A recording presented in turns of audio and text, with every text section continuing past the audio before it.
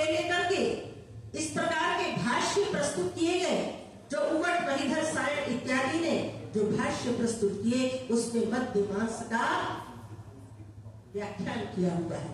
वहां पर गजब की लीलाएं, जो कि सामान्य मनुष्य भी ऐसे कार्य नहीं करते होंगे, ऐसे अश्लील कार्यों का वर्णन है। लोगों ने कह दिया कि 5 मकार हैं, इससे मोक्ष की प्राप्ति होती है। मध्यम मांसम च मीनम च मुद्रा मैथुनमेव च एते पंचमकारा स्यु मोक्षदाहि युगे युगे। हर युग में, यानी सतयुग हो, त्रेता हो, द्वापर हो, कलयुग हो। बहुत से लोग तो हर बात में कहते हैं कलयुग में ऐसा होता है, कलयुग में ऐसा होता है, लेकिन इस श्लोक को जो बनाने वाला है उसने कहा कलयुग नहीं, युगे युगे। कोई भी युग हो, सतयुग हो, त्रेता हो, द्वापर हो, चाहे कोई भी युग हो, हर युग में यदि मोक्ष की प्राप्ति होगी तो किससे होगी? मद्य पीने से, मांस खाने से, मीन मछली खाने से, मुद्रा मैथुन इन सबके करने से ही ये 5 मकार ही मोक्ष को देने वाले हैं। विधान कर दिया सौत्रामण्याम सुराम विवेक, कि सौत्रामणी याग में सुरा का पान करना चाहिए। वैदिक की हिंसा हिंसा न होती, वेद में वैदिक यज्ञों में की गई हिंसा हिंसा नहीं मानी जाती है, वो तो शास्त्रीय विधान है। और शास्त्रीय विधान पूर्वक जो उसके प्रायश्चित है, प्रायश्चित पूर्वक जो कार्य किया जाता है वो अवैदिक नहीं होता है, वो तो वैदिक है, क्योंकि शास्त्रीय विधान है उसमें। अभी हमारे कार्यक्रम में हरिश्चंद्र उनके द्वारा, भारतेंदु हरिश्चंद्र जी के द्वारा लिखे गए नाटक का वैदिक की हिंसा हिंसा न होती का मंचन किया कन्याओं ने। और उसमें जो लीला दिखाई गई कि किस प्रकार से ये हर प्रकार को तो महर्षि देवदयानंद ने आकर के उन्होंने ऋग्वेदादि भाष्य भूमिका लिख करके उन्होंने इन सब बातों को उठाया और कहा कि ये जो बातें हैं ये वेद विरुद्ध है। वेद के जिन मंत्रों का अर्थ इस प्रकार से किया गया है, ये व्याकरण इत्यादि, व्याकरण निरुक्त इत्यादि से ये विरुद्ध है। वेद के शब्द का जहां भी आपने अश्व शब्द देखा, गो शब्द देखा, आपने पुष्प शब्द देखा, आपने घोड़ा, बकरी इत्यादि अर्थ करना शुरू कर दिया।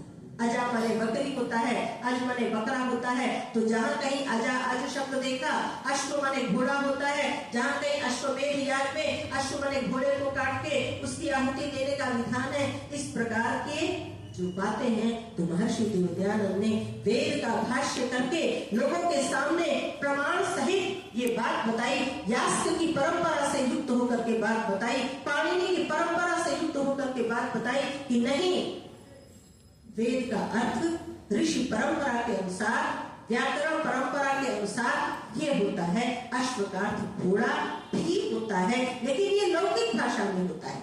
लेकिन अश्व का अर्थ वैदिक भाषा में घोड़ा ही नहीं होता है, अभी तो अश्व का अर्थ है जो भी व्याप्त हो उसका नाम है अश्व। अश्व का अर्थ है सूर्य की किरणें जो धरती पर द्युलोक से इस धरती तक आती है, व्याप्त होती है, इसलिए वो सूर्य की किरणें हैं। और सूर्य की किरणों का केंद्र जो अश्व यानी सूर्य है, वो भी अश्व शब्द से कहा गया। इसी प्रकार गौ का अर्थ केवल गाय नहीं है, गौ का अर्थ पृथ्वी भी है, क्योंकि ये निरंतर गतिशील है। गोमेध, अश्वमेध इत्यादि यागों का जो विधान किया गया हमारे शास्त्रों में, कल्प शास्त्र में इन यागों का विधान किया गया है, श्रवण सूत्रों में, उनका उद्देश्य था उस दिनों की सूर्य की गति का वर्णन करना। गौ यानी पृथ्वी, पृथ्वी की गति का, पृथ्वी की क्रियाकलापों का वर्णन करना, उसकी परिकल्पना करना, कल्पना कल्प, उसमें ये जो ब्रह्मांड है उस ब्रह्मांड को समझाने के लिए इन यज्ञों की परिकल्पना की गई थी, जिनका वर्णन वेदों में आता है।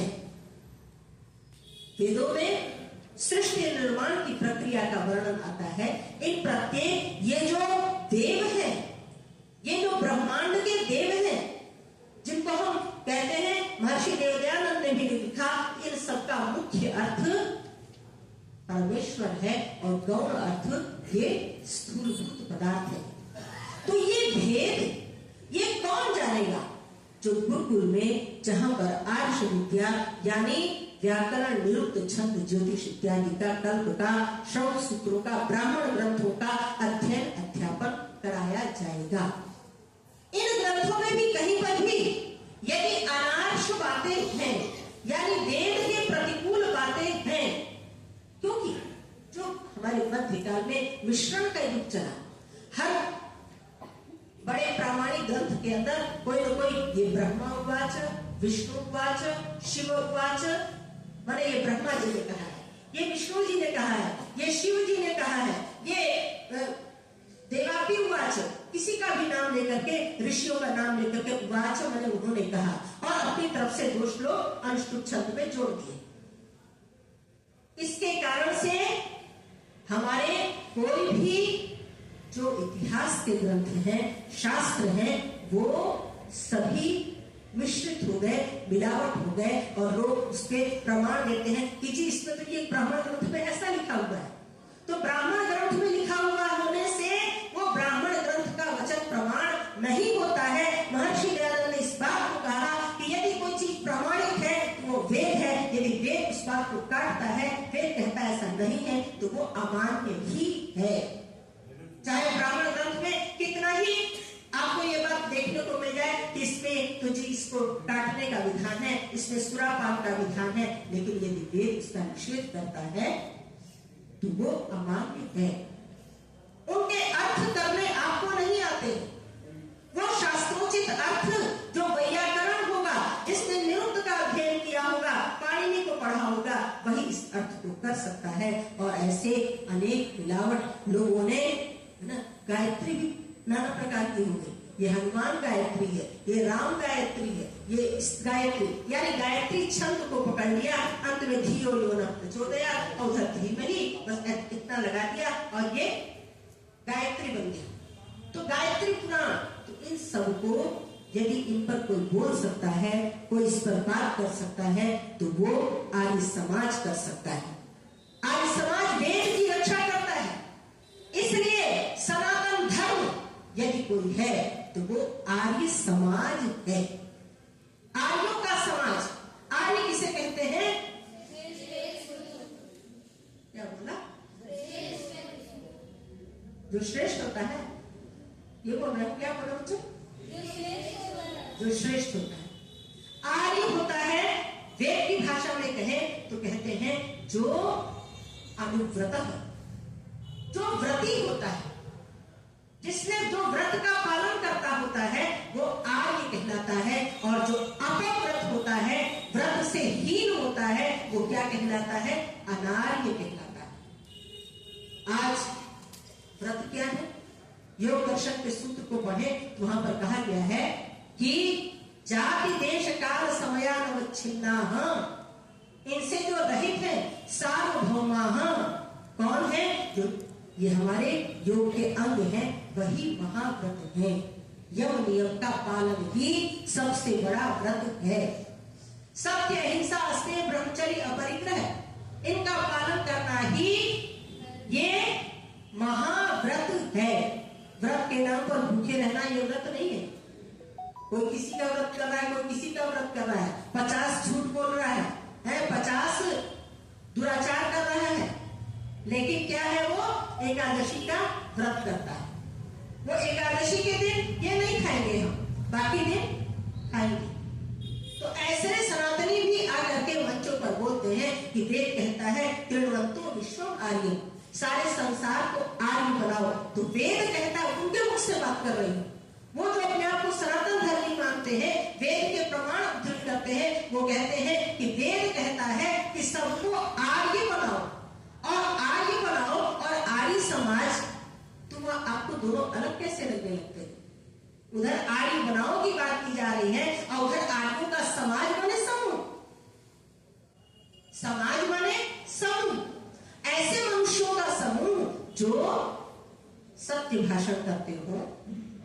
जरूरी नहीं है सब सत्य भाषण करते हो, अहिंसा का पालन करते हो, वो ब्रह्मचर्य व्रत का पालन करते हो, लेकिन फिर भी ऐसी बातें जहां पर की जाती हो, उन श्रोता लोग हैं, उन पर जो आचरण करते हैं, जो आर्य कहलाते हैं।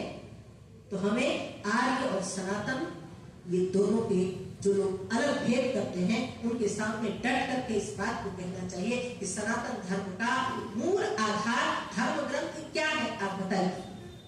वो कहेंगे वेद।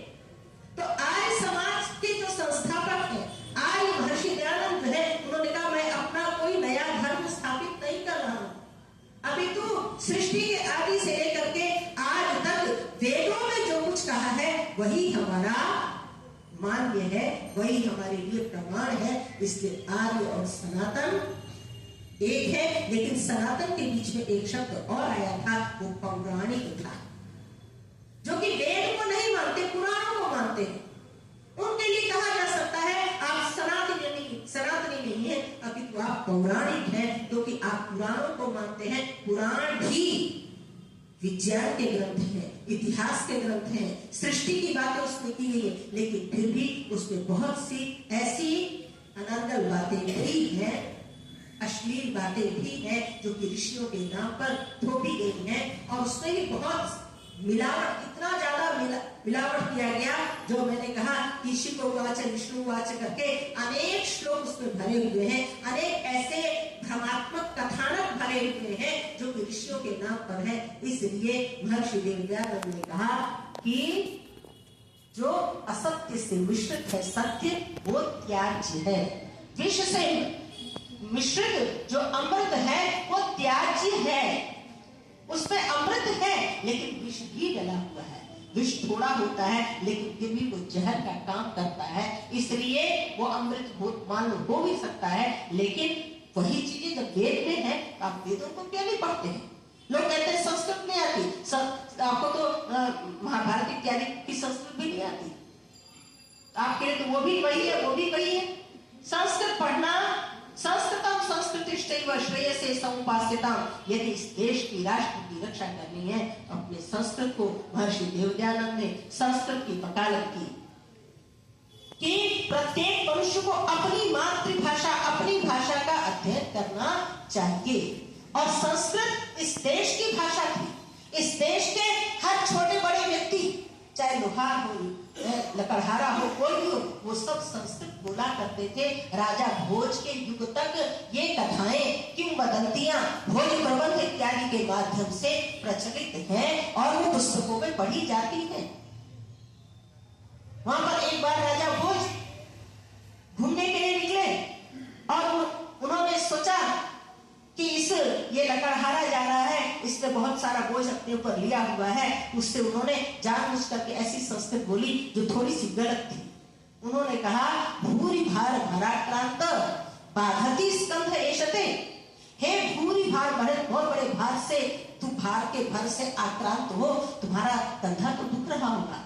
तो दुखने के लिए और बाधती शब्द का प्रयोग किया।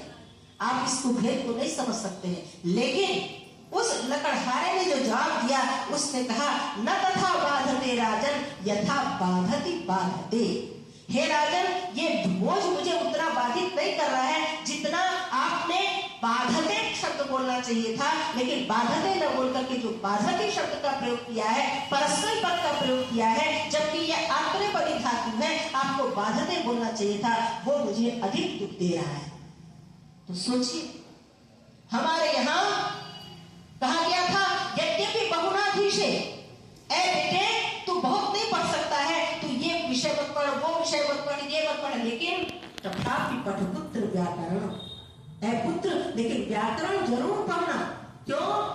कहते हैं, स्वजन स्वजनो बाबू, सकल शकल सकृत शकृत, तुम्हें शिक्षा वेद का अंग है। सबसे पहले वर्णोच्चारण की शिक्षा कि श कहां से बोलना है, स कहां से बोलना है, इसमें मूर्धन्य श है, इसमें दंत्य स है, इसमें तालव्य श है। इस भेद का ज्ञान हमारी शिक्षा में कब होगा?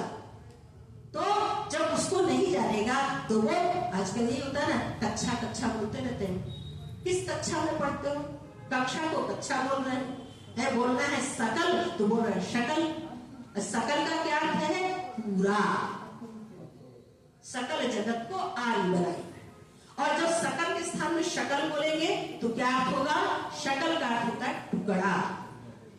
हम किसी से कहें मुझे सकल अमरूद चाहिए, मैंने पूरा मेरे को पूरा चाहिए, और बोले मुझे शकल चाहिए, शकल अमरूद चाहिए, तो क्या होगा कि बेटा तू शकल बोल रहा है, शकल का तो टुकड़ा है, तो तेरे को तो टुकड़ा ही मिलेगा। तो ये छोटी छोटी जो हमारे यहाँ पहचान है, ये संस्कृत व्याकरण के अध्ययन से होती है। और ये गुरुकुल के बच्चे भी यहाँ पर बैठे हुए हैं, बड़ा अच्छा प्रयास है इन बच्चों को संस्कृत का ज्ञान कराया जाए। इनको मैंने अभी इनसे विशेष बात चर्चा नहीं की है, लेकिन यदि इस प्रकार के गुरुकुल हमारे देश में थे, गुरुकुलों की भरमार थी, जिस प्रकार से आज स्कूल है, कॉलेज है, इस प्रकार से यहाँ पर आज गुरुकुल थे, कन्याओं के भी गुरुकुल थे, लड़कों के भी गुरुकुल थे।